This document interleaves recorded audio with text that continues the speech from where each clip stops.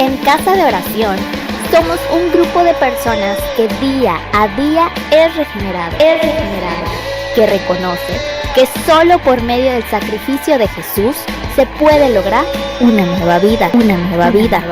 Queremos compartir las virtudes de Jesús con amor y obediencia.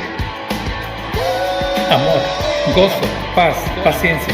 Que nos llamó y nos trajo a su luz, anunciando las buenas nuevas de salvación. De humildad, bondad, encontrando la verdad, predicando una sola palabra para todo ser humano en este mundo.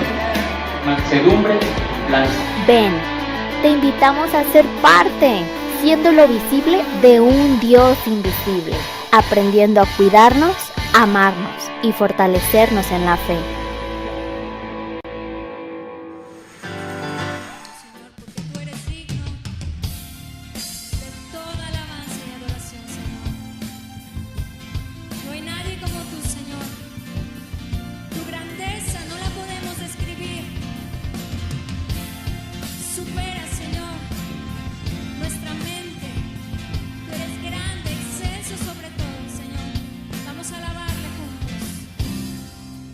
Que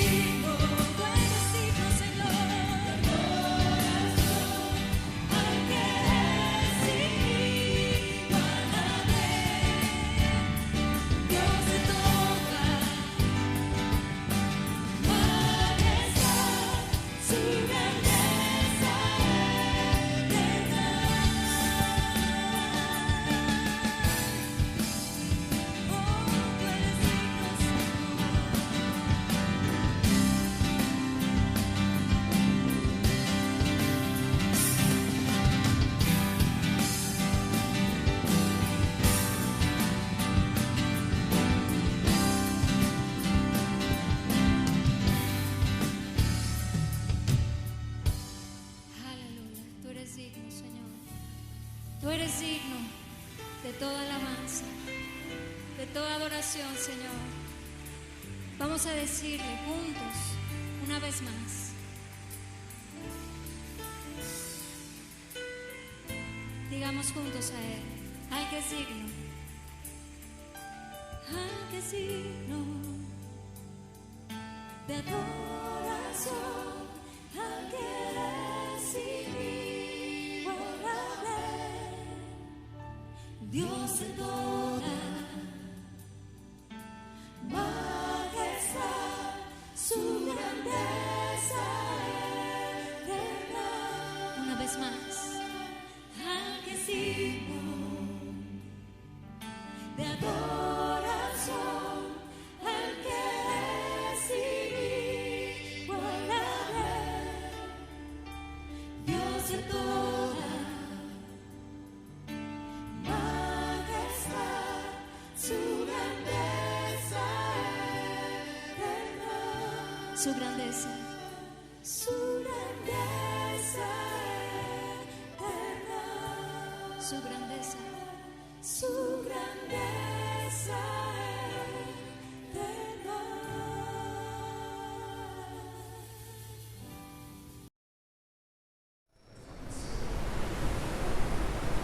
La razón de nuestra serie y el motivo por el cual nos hemos adentrado en este reino, que en cuanto más tengo la oportunidad de estudiar, más profundidad puedo encontrar en ello, ha nacido de la necesidad de aquella mensaje cuando nuestro Señor Jesucristo sentó a sus discípulos y ellos cerca de Él le preguntaban que si les podía enseñar a orar.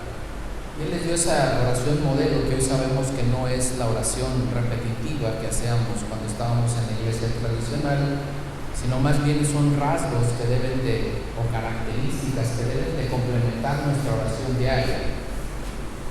Venga tu reino es una de las frases que vienen dentro de ese Padre Nuestro. Venga a nosotros tu reino, hágase, Señor, tu voluntad, así en la tierra como en el cielo, es lo que dice la Biblia. Y ahí hemos comenzado nuestra enseñanza, no sé cuántas llevamos, sería bien checar cuántas lecciones llevamos referente al reino. Y hoy vamos a hablar nuevamente de él.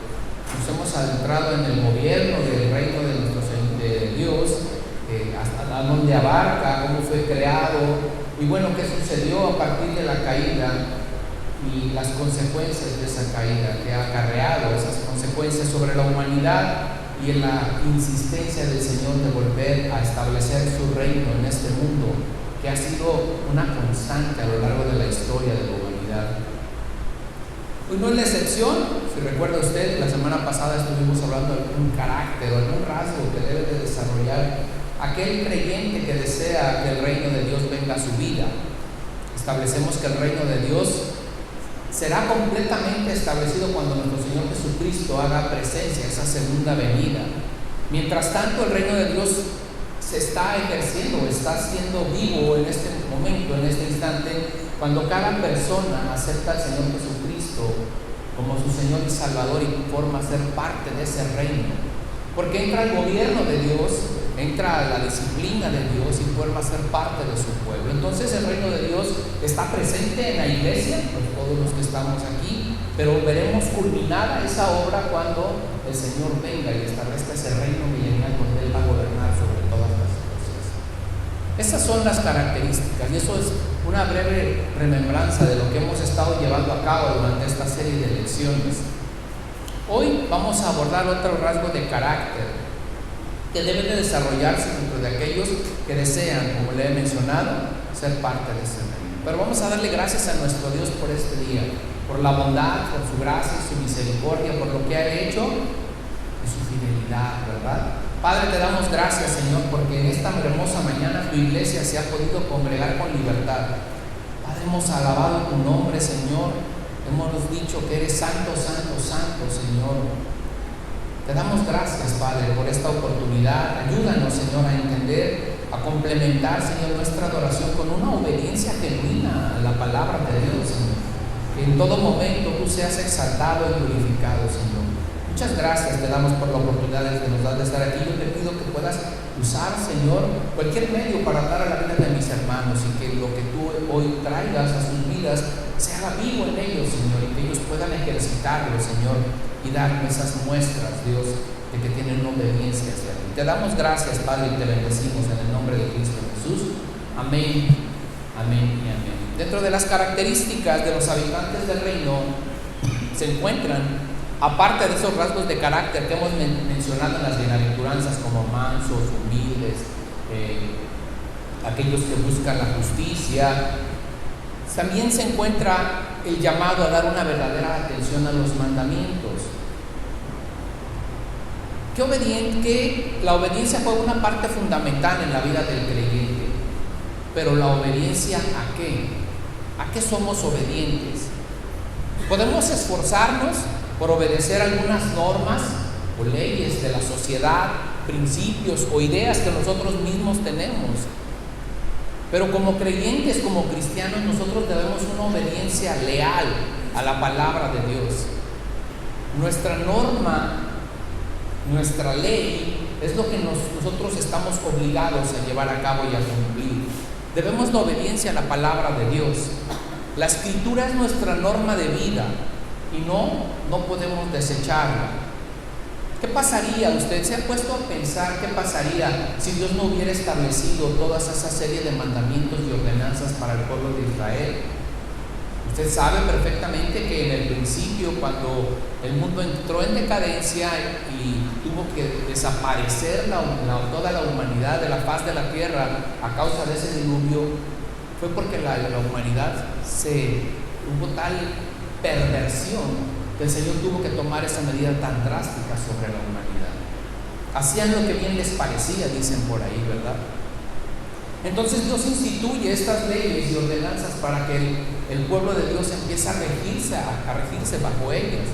Y trae, pues claro, una estricta forma en la cual el pueblo debe de comportarse y qué es lo que debe de hacer. Cuando usted y yo hablamos de la historia de la humanidad separada por etapas, como lo escribe,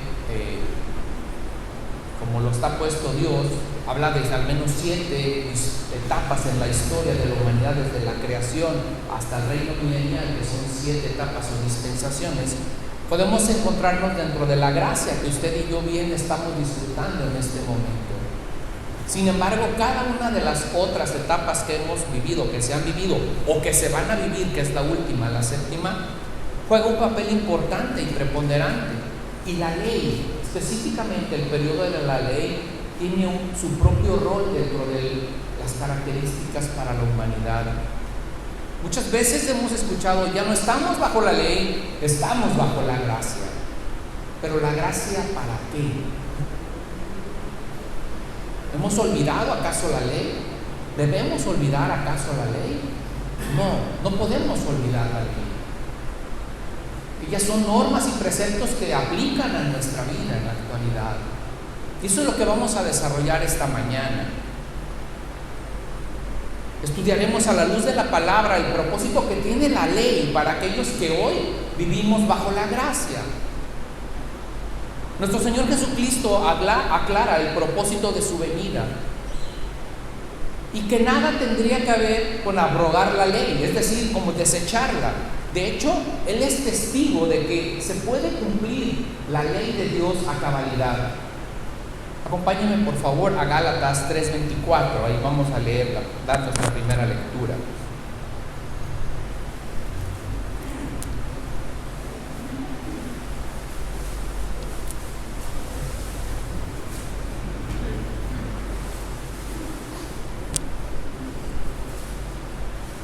¿Está ahí?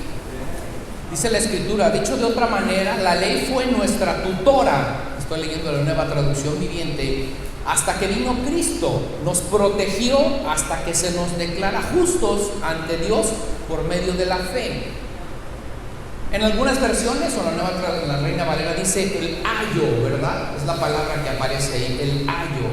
El ayo en su raíz hebrea dice que es padigogos, viene de pedagogía.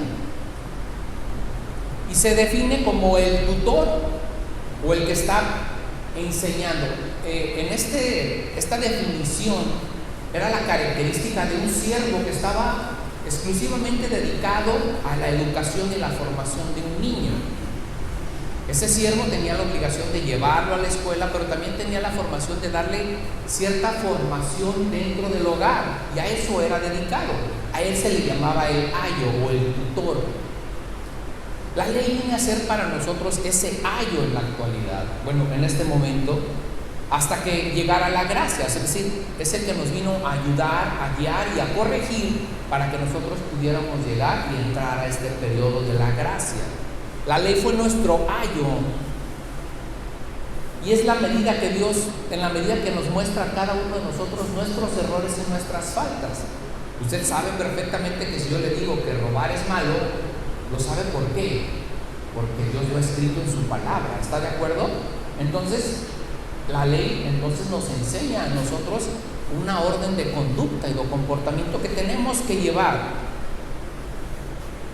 Por decirlo de esta forma, mientras no se cumpla la obra de Dios mediante la fe en Jesucristo, la ley era la forma sobre la cual el pueblo de Dios mantenía su moralidad y el cumplimiento de la ley. Es decir, hasta que llegara Jesucristo, la ley era la que ejercía ese rango y mantenía a la gente en orden. Aquel que forma parte del llamado a la santidad, que somos todos nosotros, no podemos olvidar y dejar de dar atención a los mandamientos que Dios ha establecido como un medio de orden y protección para todos nosotros. Imagine que borramos de esos 10 mandamientos el que dice no matarás. ¿Cuántos de nosotros hoy estaríamos sentados aquí? Porque más de alguna vez hemos querido ahorcar a alguien porque nos está estorbando o porque nos ha hecho enojar en sobremanera, y nuestro arranque de ira nos puede llevar a ese punto. Pero sabemos que a Dios no le agrada eso, entonces como queremos ser obedientes a la palabra de Dios, nos abstenemos de hacer ciertas cosas. No crean, no creo que sea capaz de matar a alguien, pero sí tenemos al menos la intención de ahorcar por ahí a algunas personas. Las características de los habitantes del reino, aquellos que deben desarrollar y de las cuales hablaremos esta mañana, implican dos específicamente: la obediencia sincera a los mandamientos de Dios y la evidencia de un comportamiento genuino y correcto. Esto lo vamos a encontrar en el Evangelio del apóstol Mateo, dentro del mismo Sermón del Monte, Mateo 5:17, que es donde vamos a comenzar el estudio de esta mañana.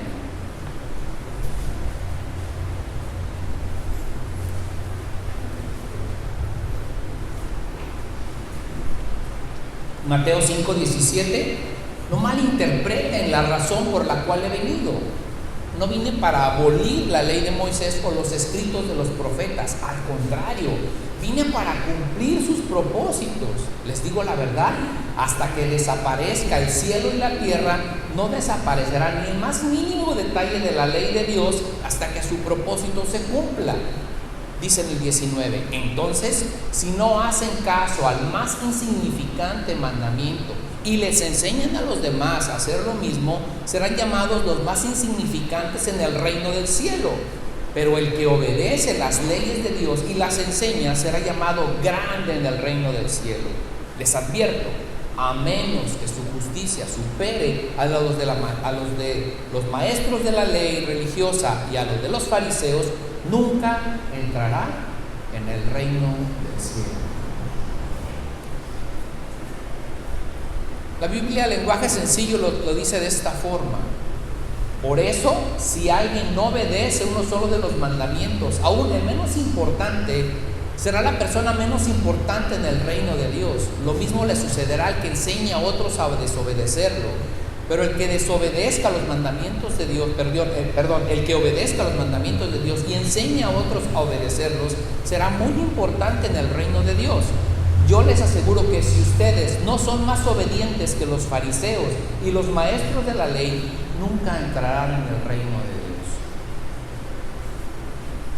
Aquellos a quienes Jesús les estaba predicando, eran sus discípulos.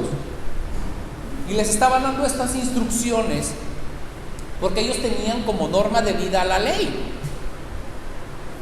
Dentro de las creencias que se tenía de la venida de nuestro Señor Jesucristo, era que cuando Él llegara, iba a abrogar esta ley e iba a traer nuevas normas. que iban a regir al pueblo. Por eso les hace esta aclaración. No crean que vine a abrogar la ley. No. Vine a que se cumpla, que se lleve a cabo. Vino a establecer que él conocía perfectamente el Antiguo Testamento. Aquí, como lo llamamos, la ley y los profetas, es como está escrito. Aquellos profetas fueron los comentaristas de la ley, y la ley y los profetas forman esa regla de fe, esa práctica en Cristo en la cual estaba sentada la iglesia. Él aclara muy fehacientemente. Su presencia no tiene la idea de cancelar o de debilitar el Antiguo Testamento. No crean que he venido a destruirlo. Menciona: no teman los judíos piadosos que tienen afecto por la ley y los profetas, que yo vengo a destruirlos.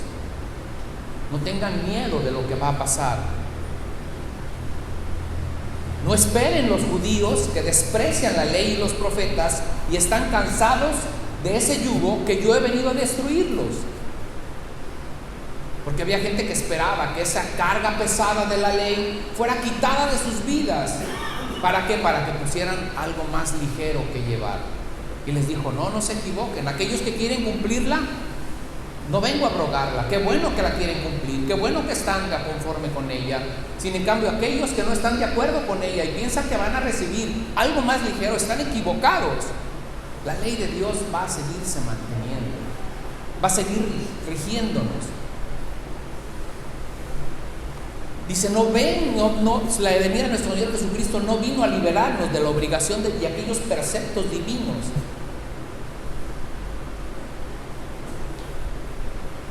Cristo no rechaza o no contrapone nada que tenga que ver con lo que esté prohibido en la ley. No prohíbe nada de que estas leyes se hayan ordenado. Es un error pensar. Él viene a rectificar que la ley se cumpla. Y el reto, como lo vamos a ver más adelante, es ir más allá de esta ley. Es llevarnos a la profundidad. ¿Qué había pasado con la ley? La habían corrompido. Le habían hecho un acto religioso.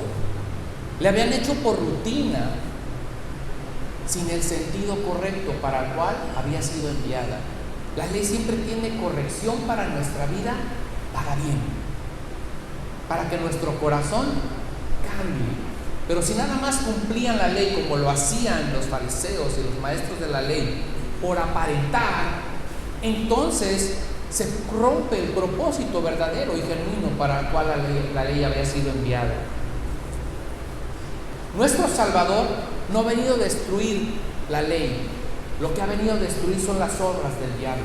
Eso sí, ha venido a destruir el engaño que puede tener un corazón que piensa que por cumplir con todos estos preceptos puede ser salvo. En 1 de Juan 3:8 dice: sin embargo, cuando alguien sigue pecando, demuestra que pertenece al diablo, el cual peca desde el principio. Pero el Hijo de Dios vino para destruir las obras del diablo, dice la Escritura.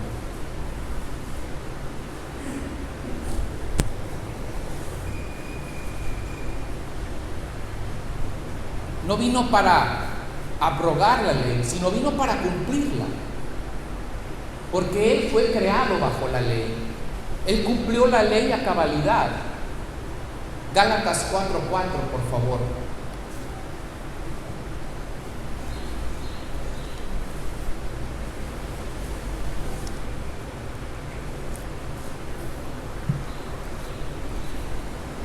Pero cuando llegó el día señalado por Dios, Él envió a su Hijo, que nació de una mujer y se sometió a la ley de los judíos, dice. En todos los aspectos, Él obedeció la ley. Honró a sus padres, santificó el sábado, oró, dio limosna e hizo más que nadie. Obedeció perfectamente y no violó para nada la ley. Lo hizo para cumplir, o para que se cumpliesen las promesas de la ley y lo que de Él hablaban, aquellas profecías que se habían levantado sobre Él. Bueno, tenía que cumplirse a cabalidad. ¿Ha escuchado alguna vez dentro de la Escritura cuando dice, y esto sucedió para que se cumpliese lo que estaba escrito en las Escrituras, sobre él, sobre lo que habría de venir? Isaías, Jeremías, todo aquello que anunciaba la venida del Salvador, bueno, tenía que cumplirse a cabalidad. Y él tenía que llevar a cabo todas y cada una de las cosas que la ley anunciaba sobre él. Si pudiéramos considerar que la ley es como un vaso que antes tenía un poco de agua, Jesús no vino a derramar ese vaso, sino vino a llenar ese vaso hasta el borde, hasta complementar, hasta hacerla verdaderamente aplicable para nosotros, entendible, para que no haya una excusa en nuestra vida. Otro ejemplo que podemos tomar es como aquel dibujo que hacen nuestros hijos, que solamente dibujan el contorno de una imagen. Esa sería la primera parte de la ley. Sin en cambio, el colorearla en el centro o darle el relleno sería el complemento que viene a ser Jesucristo cuando está anunciando a que ha venido. No vengo a que no se cumpla la ley, vengo a complementar la ley, a que se haga cabalidad en ustedes y en mí. Solo la palabra de Dios permanece para siempre, tanto la ley como el Evangelio de Jesucristo. Entendemos pues que la palabra de Dios es completa en su cabalidad y tenemos la oportunidad de tenerla en un solo contexto único. Hay algo que debemos de observar de lo que dice nuestro Señor Jesucristo cuando está anunciando esto, y es el respeto que se tiene por la ley.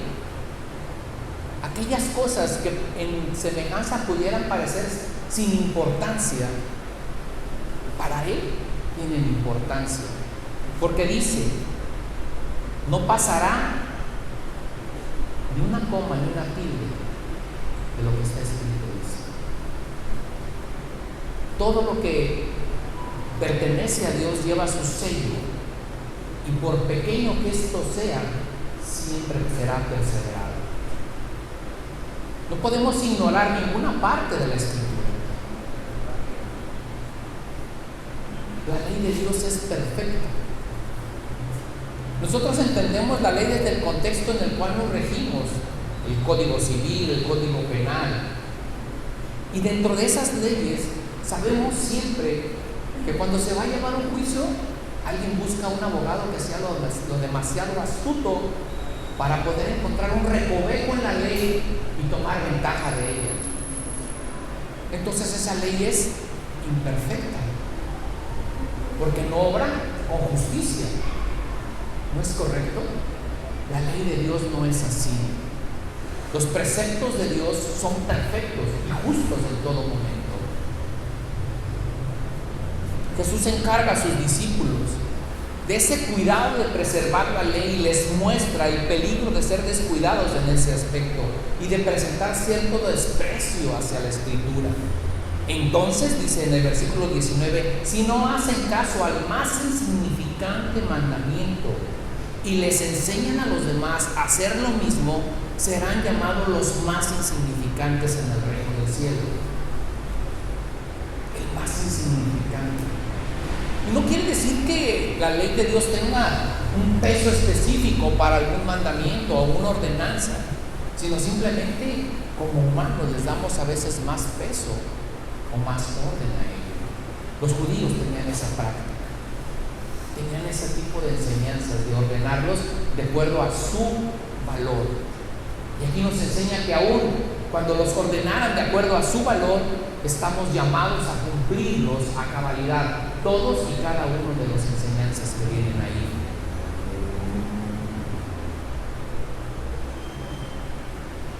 Aun cuando los fariseos se les puede reconocer como ser los maestros de la ley, estos no serían empleados como maestros en el reino del cielo. Sin embargo, cualquiera que haga y enseñe los mandamientos de la ley, como lo harían los discípulos de Jesucristo, sería útil en el reino del cielo.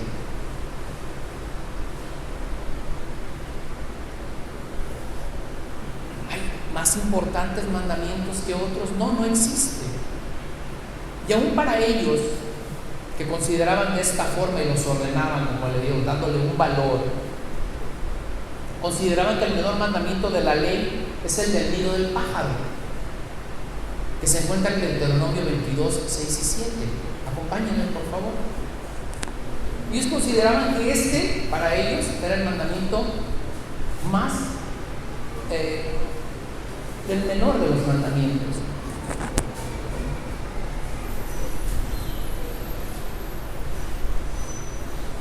¿Está ahí? Si alguien encuentra un nido de pájaros en un árbol o en el suelo y la madre está en el nido calentando a sus polluelos o empollando los huevos, no debe quedarse con todo, es decir, no debe quedarse con los huevos y con el ave. Dejará que se vaya la madre, pero podrá quedarse con los polluelos. Háganlo así y vivirán felices muchos años.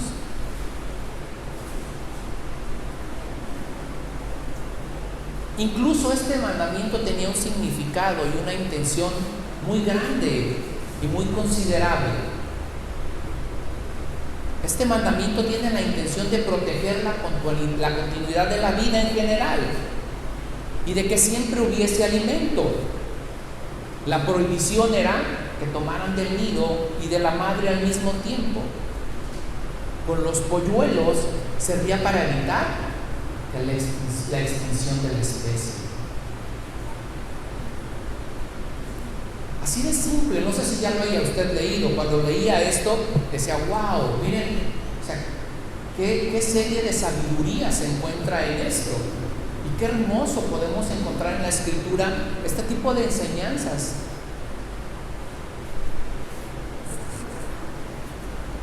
Sin embargo, en cuanto a la corrupción, esta se propaga y tiene grandes consecuencias.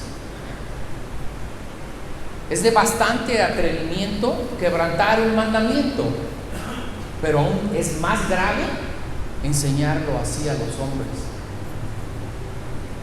No basta con que yo lo haga, sino que yo enseñe a otros a hacer lo mismo. Eso es más grave todavía, porque estoy haciendo pecar a otro. ¿Está de acuerdo?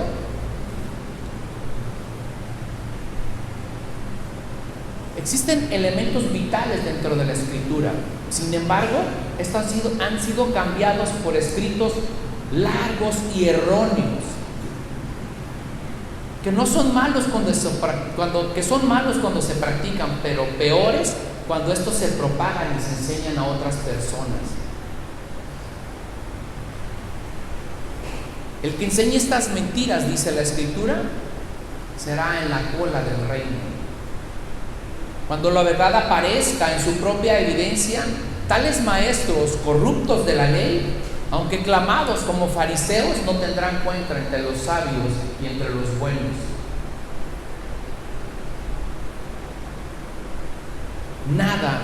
Nada hace más vil a un ministro que corromper la ley. Malaquías 2:8 dice al respecto, una reprensión fuerte por parte del profeta Malaquías. No obstante, ustedes, sacerdotes, han abandonado los caminos de Dios. Sus instrucciones hicieron que muchos cayeran en pecado, corrompieron el pacto que hice con los levitas, dice el Señor de los ejércitos celestiales.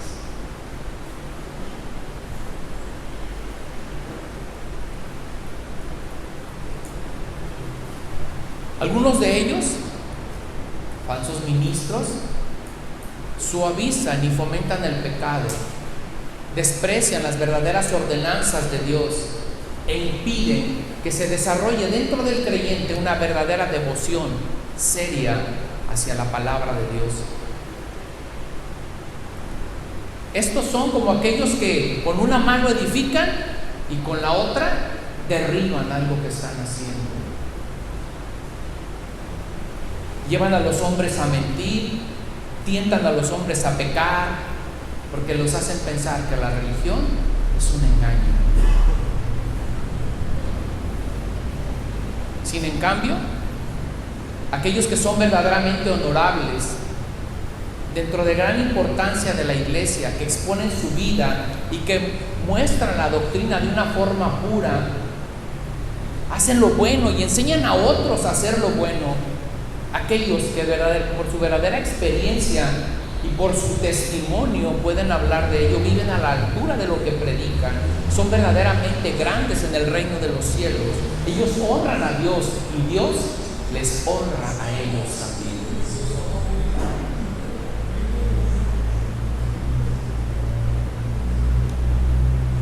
La justicia que Cristo vino a establecer mediante esta regla debe exceder a la de los escribas y los fariseos, como leímos. Le repito nuevamente, Mateo 5:20, les advierto, a menos que su justicia supere a la de los maestros de la ley religiosa y a los de los fariseos, nunca entrarán en el reino del cielo. Este era un gran golpe para aquellos que se creían que ya tenían ganado un lugar en el reino del cielo. Los escribas y los fariseos, los maestros de la ley, eran profesantes de la ley, enseñaban la ley, procuraban tener adeptos para poderles estar instruyendo sobre la palabra. Tenían una buena reputación con el pueblo. Entonces la gente creía que no eran lo suficientemente buenos como para ser como ellos. Cuando viene nuestro Señor Jesucristo y les dice que tienen que ser más que ellos, es un golpe tremendo para ellos y para aquellos que tenían que alcanzar ese modelo que creían que era superior. Su justicia debe de ser mayor que la de ellos.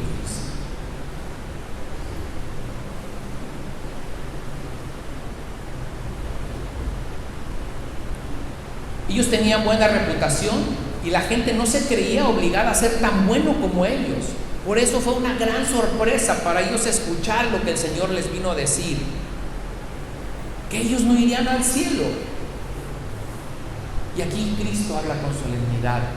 Yo te digo, esa palabra tiene un gran poder. Yo te estoy diciendo que si no cumples con esto, no entrarás en el reino de los cielos. En Mateo 23:2 podemos encontrar algo en referencia a ellos. Quizás usted ya lo había escuchado.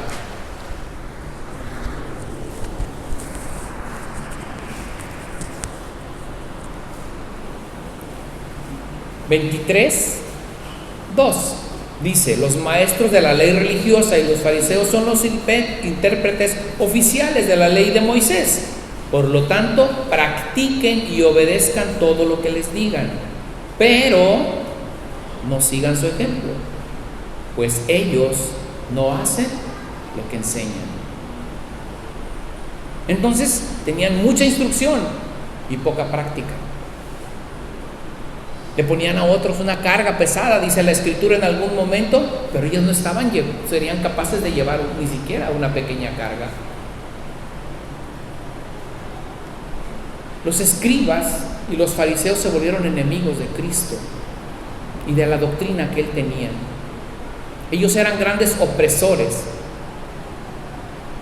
Sí, la verdad es que cumplían religiosamente con muchas cosas, el ayuno, la oración, daban limosna, tenían cierta puntualidad para llevar todos los ritos y las ceremonias, tenían un interés en que los hombres aprendieran a hacerlo,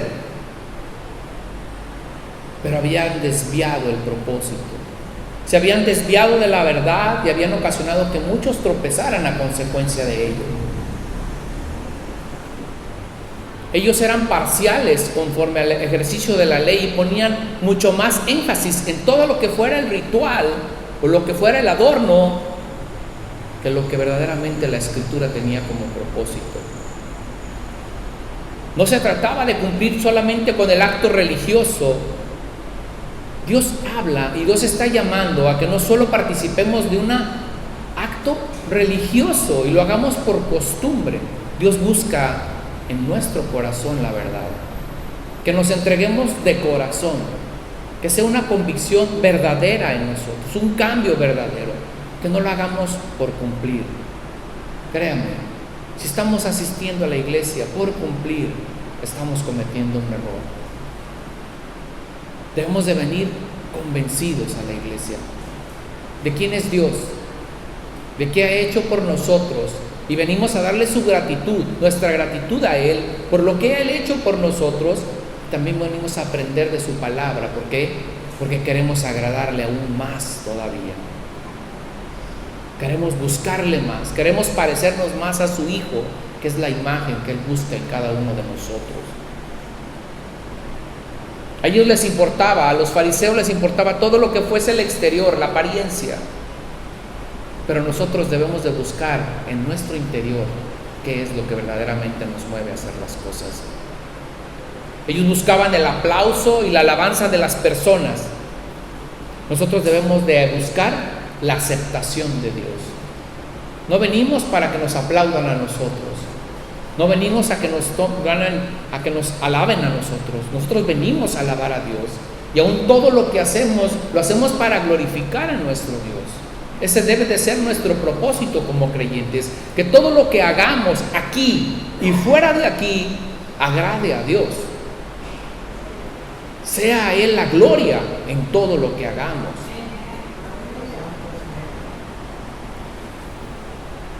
Los fariseos estaban tan orgullosos de lo que hacían y confiaban tanto en su justicia que eran demasiado confiados.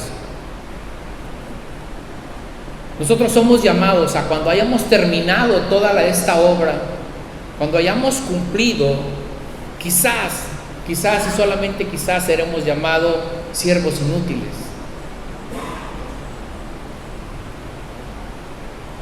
Nosotros confiamos solamente en la justicia de Dios.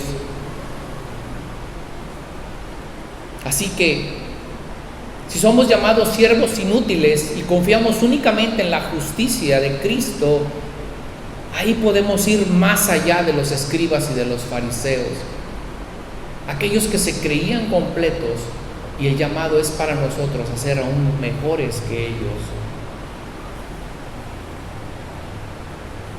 El Evangelio de Jesucristo es altamente práctico. Tiene mucho que decir sobre la tierra, cómo relacionarnos con Dios, cómo relacionarnos con nuestros semejantes, cómo llegar al cielo. Eso es lo que nos instrucciona la palabra de Dios. Jesús presenta dentro de este sermón del monte toda una serie de principios que deben de gobernar la vida de cada creyente en el mundo. Podemos entonces afirmar que cada uno de los versículos que se exponen dentro de este sermón nos expulsan o nos empujan a llegar a esa mayor justicia. Relacionado con el cumplimiento de la ley, sí, pero llevándonos a una comprensión práctica de la misma y sobre todo a una aplicación correcta de la ley, aquella que Él no vino a abrogar, aquella que Él no vino a quitar, sino que vino a que se cumpliera. La ética cristiana es muy superior a la ética judía. Jesús presenta 6 contrastes en esta interpretación y la que daban los escribas y los fariseos. En cada caso de estas, Él respeta la validez y la vigencia de la ley, pero indica que en cada interpretación que habían oído por parte de los líderes había sido de una manera superficial y hasta posiblemente errónea. Las demandas que hace Dios son mucho más exigentes que las que presentaban los escribas y los fariseos. En 3 de estas encontramos la ira, el adulterio y el odio. Jesús destaca que se implican estos mandamientos mosaicos en contraste con la interpretación literal y legalista por parte de los escribas. ¿Tú oíste que fue dicho? ¿Has escuchado eso? Ahí es donde empieza a crecer la justicia. Ahí es donde nos lleva más allá del cumplimiento de la ley. No he venido a abrogar la ley, vengo a que se aplique la ley. Es más, voy a pedirte más de ello, a llenar ese vaso que le decía, a complementar. En los otros 3 que vienen anunciados dentro de este mismo sermón del monte encontramos el divorcio, la mentira y la venganza. Pareciera que Jesús está tratando de anular el pacto de Moisés, pero en realidad no es de esta forma. Acompáñame, por favor, y quizás nada más podamos ver uno en este día, en referencia a la ira. Mateo 5:21, inmediatamente después de los versículos que acabamos de leer.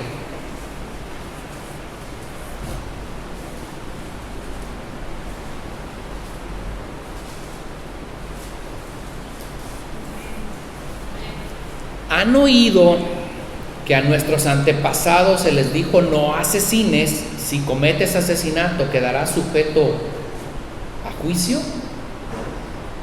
Pero yo digo, aún si te enojas con alguien, quedarás sujeto a juicio.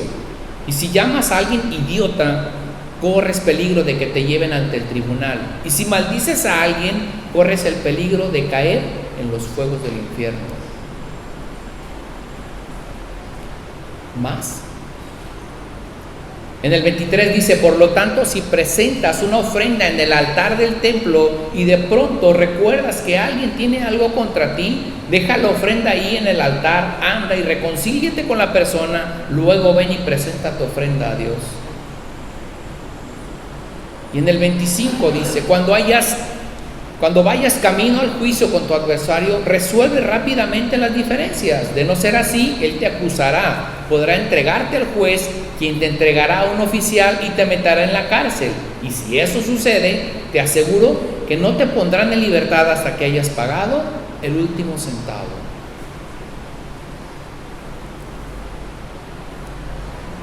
No cometerás homicidio fue la sexta ley de Moisés y tenía el propósito de asegurar el respeto a la vida. Jesús lleva este asunto a la condición del corazón, en donde nacen las acciones violentas, la ira. Literalmente el texto dice: no matarás. Existen dos palabras griegas que tienen que ver o que definen la palabra enojarse. Uno es tumo y otro es orgidizo. La primera se refiere a aquella pasión o reacción del momento, mientras que la segunda, que es a la que se hace referencia en esta cita, dice: es el enojo que se deja crecer y cultivar dentro de una persona. Es el enojo que lleva a una acción premeditada. Entonces debe de guardar no solamente de asesinar a alguien, sino de tener cuidado en tu corazón de albergar esa emoción o ese sentimiento de enojo que te lleve a que eso crezca y crezca y crezca en ti. Y que si bien es cierto, no lo asesinas, si quisieras hacerlo. Esa es una intención en tu corazón. ¿Cuántos de nosotros quizás en algún momento hemos tenido la intención de acabar con la vida de alguien y no lo hemos hecho porque hemos sido prudentes, pero nuestro corazón ha estado tomar venganza? De eso nos cuida el Señor, de eso está hablando aquí. Cuando te enojes, dice. Jesús enseña que la conducta del discípulo es más importante para Dios que cumplir con ciertas prácticas. La conducta que tenemos ante las cosas.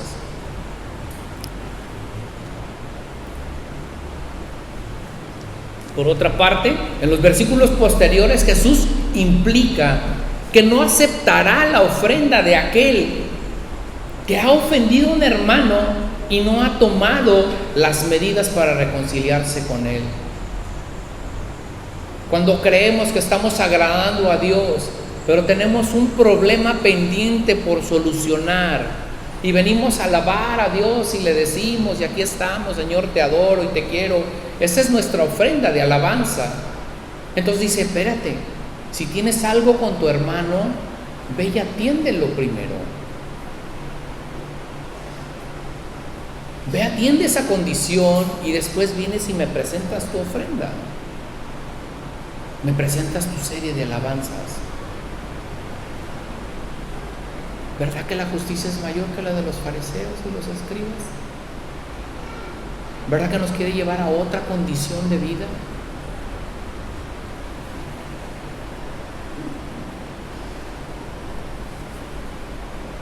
Nótese que aquí el que ofende tiene la responsabilidad de tomar la iniciativa. Si tienes algo contra tu hermano, ve con él y arréglalo.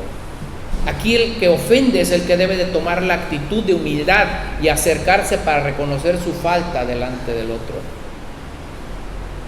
Sin en cambio, en Mateo 18:15 tomamos la otra parte de la del ofendido y dice: si un creyente peca contra ti, háblale en privado y hazle ver su falta. Si te escucha y confiesa el pecado, has recuperado a esa persona. Dios hace este hermoso complemento entre el ofensor y el ofendido para que ambos busquen la reconciliación. Eso es parte fundamental en la iglesia, fundamental en el cuerpo de Cristo.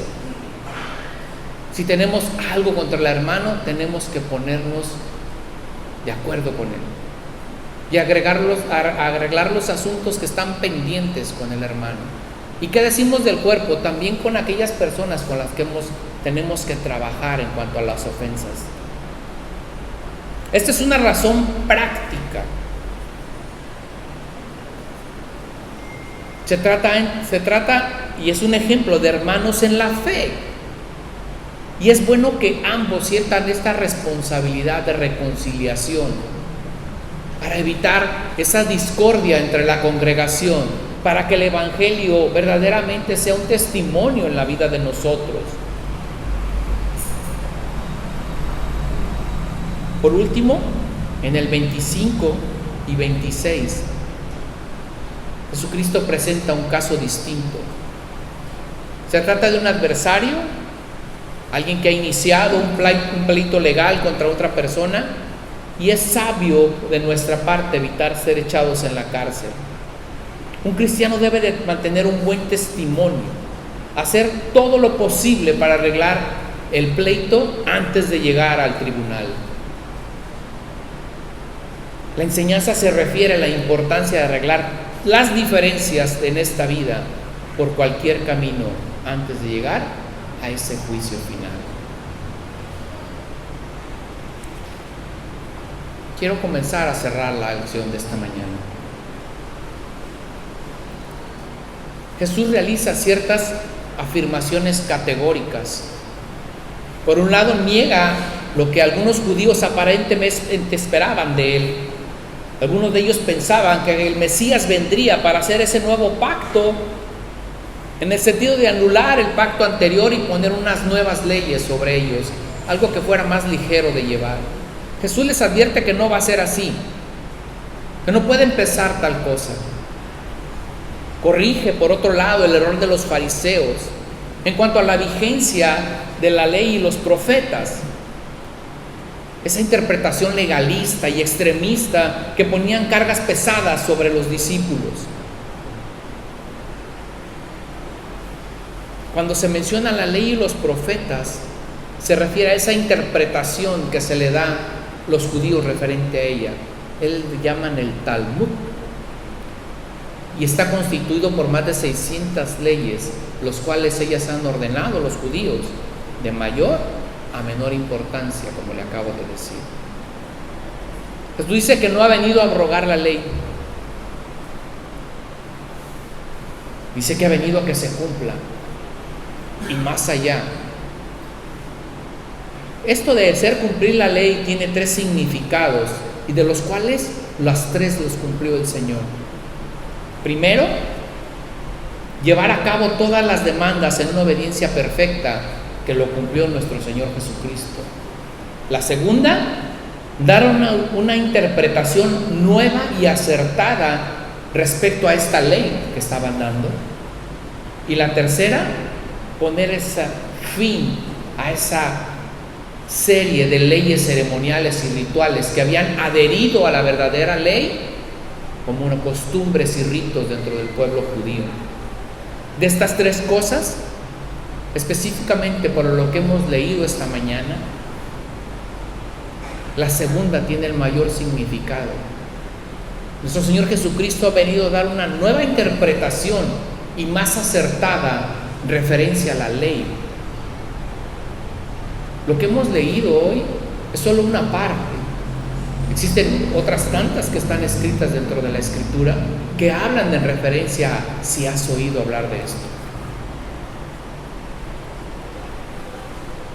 Cuando Jesús dice, porque de cierto os digo, está utilizando una expresión de suprema autoridad que solo Él tiene, más allá de las leyes morales. Él tiene un título mayor, una autoridad mayor, una divinidad.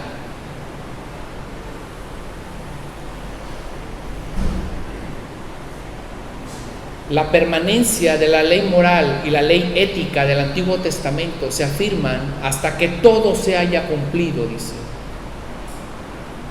Hasta que cada parte de la Escritura se haya cumplido. Y se va a cumplir con la segunda venida de nuestro Señor. Les digo la verdad, hasta que desaparezcan los cielos y la tierra. ¿Cuándo van a desaparecer? En la venida del Señor.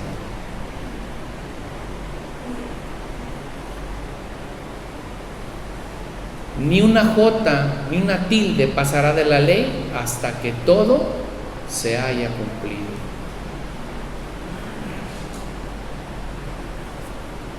Dice, cualquiera que los cumple y los enseña,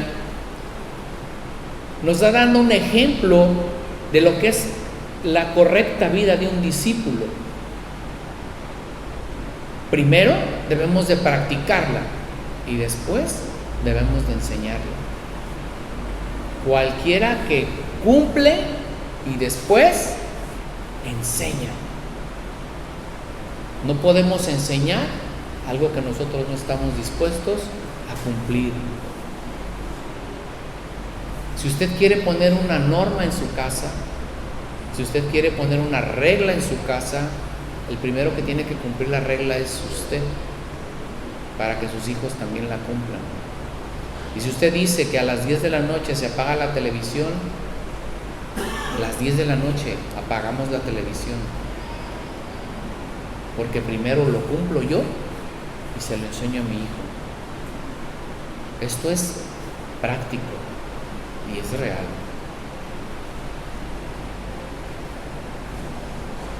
Jesús dice que los escribas y los fariseos son hipócritas porque procuran enseñar sin practicar primero. Esa justicia de la cual hablan son justicia por méritos propios y revela que no entienden el propósito de la ley y como no la entienden tampoco la cumplen.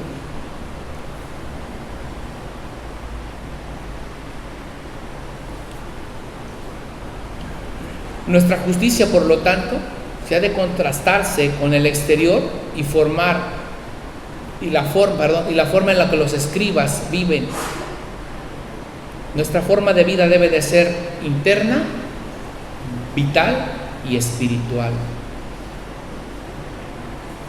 Esta no es una doctrina nueva. Vaya a Romanos 2:8 para cerrar.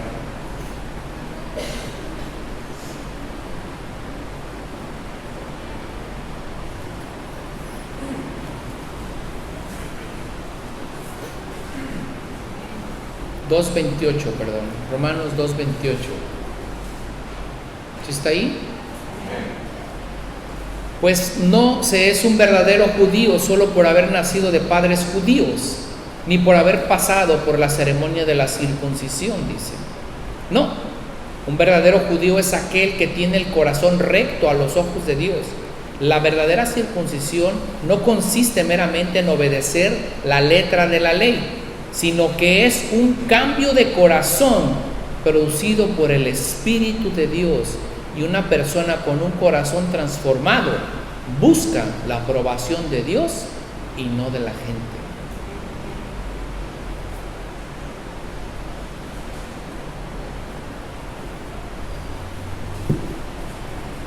Filipenses 3:3.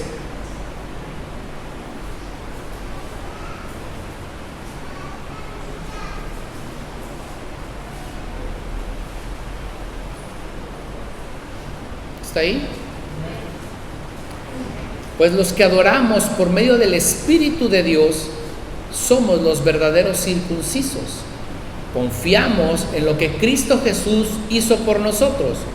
No depositamos ninguna confianza en esfuerzos humanos.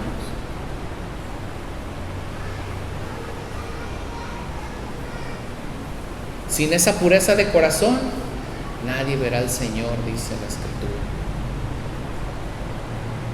¿Cómo podemos cumplir con esto? ¿Qué diferencia hay?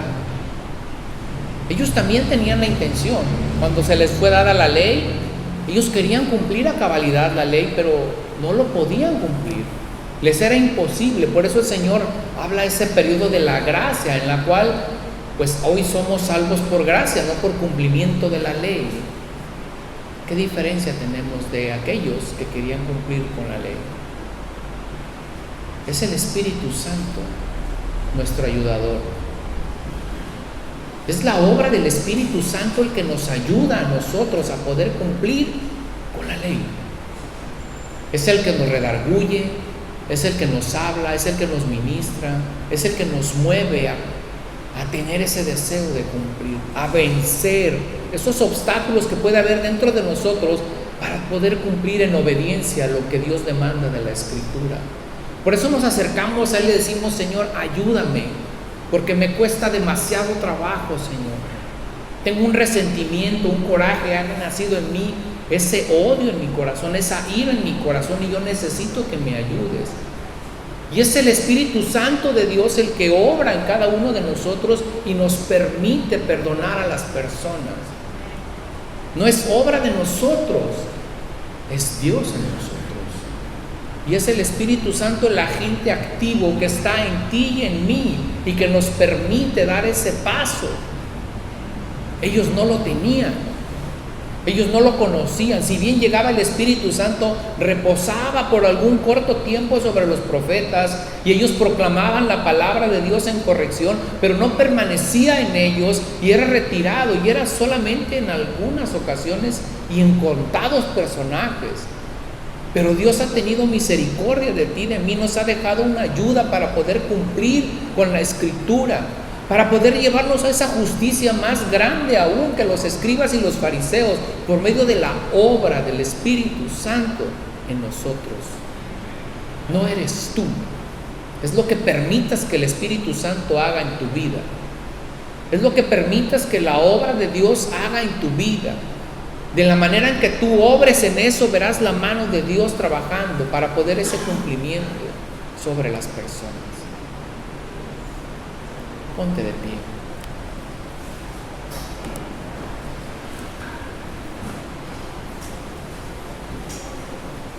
No podemos ignorar la ley.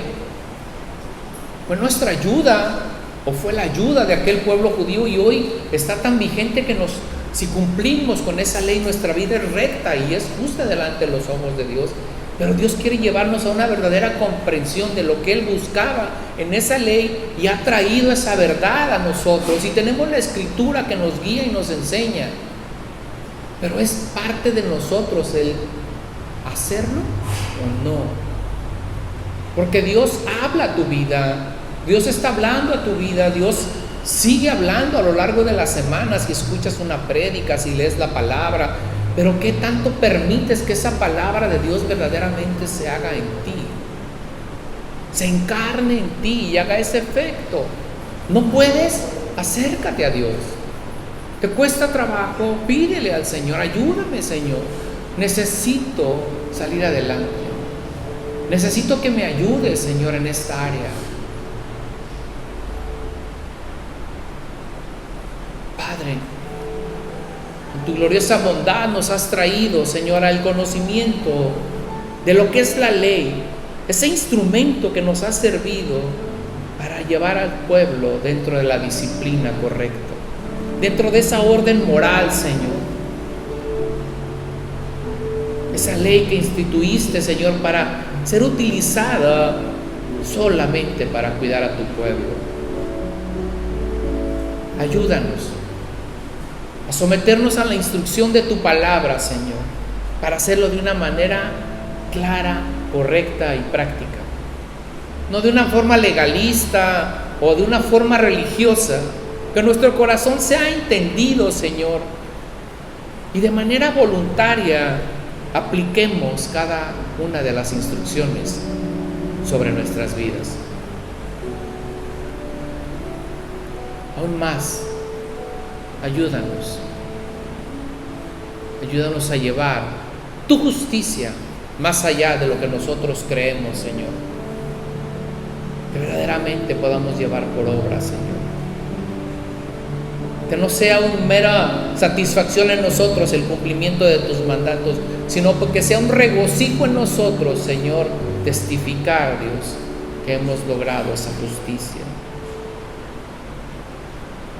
No actos religiosos, sino una verdadera convicción real y genuina, Señor, sobre nuestras vidas.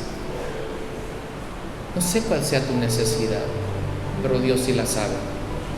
No sé qué estés pasando, por qué estás batallando, pero Dios conoce qué es lo que está sucediendo en tu vida. ¿Por qué no confías en Él y dejas tus cargas en el Maestro? Padre, te damos gracias, Señor. Te bendecimos en esta hermosa mañana que nos has permitido reunirnos. Gracias por tu enseñanza, Señor. Gracias por traernos al conocimiento de la verdad, Señor. Yo oro, Padre, por la necesidad de cada uno de mis hermanos aquí presentes, de tu iglesia, Señor. Te ruego, Señor, que tú seas propicio a sus necesidades, que les guardes, Señor, que les ayudes en sus debilidades, que seas tú, Señor, glorificándote, Señor. Que ellos puedan dar un testimonio, Señor, de que tú has obrado en sus vidas. Te damos gracias, Padre, y te bendecimos en esta hermosa mañana, en el glorioso nombre de tu Hijo amado, nuestro Señor Jesucristo. Amén, amén y amén. Que Dios le bendiga, iglesia, que tenga un excelente domingo.